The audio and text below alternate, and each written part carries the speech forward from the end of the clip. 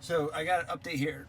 Looks like it's going to be the new 12.2 update. So we're all familiar with this screen. You get the little alert thing up there, and you get this thing here. But now, one of the things that is new in 12 dot whatever is this software screen. All it really says is update available. In the release notes, it has this thing talking about you can now view details about vehicle software by tapping Control Software. In addition to your current software version, you can see when there is a new software update package available to be downloaded. A download progress bar is displayed once your car is connected to Wi-Fi. After the download is complete, you will immediately... So here's the thing. It doesn't really say what version you have. That's not staged. So I think where this would come into help for people is if you don't have Wi-Fi, and so you're like, oh, I've got an update. Let me go to Wi-Fi and then I will update it. So for me, as I think a lot of owners do, you have Wi-Fi in your car, and so it pretty much, I never get to see this thing that says, hey, you've got software updatable, go to Wi-Fi and get it.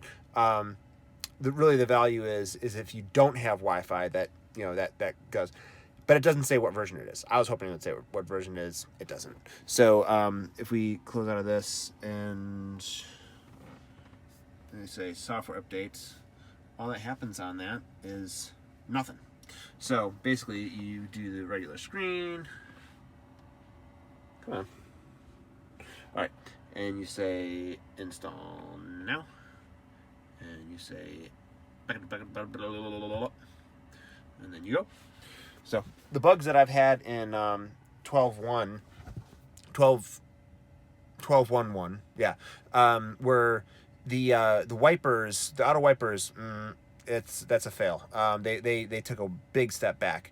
And then I had this weird thing where I live on North Blank Street, and when I would route myself home, it would route me to South Blank Street, which in my case is like a 30-minute difference to like the south side of Chicago. Big difference between the south to the north here.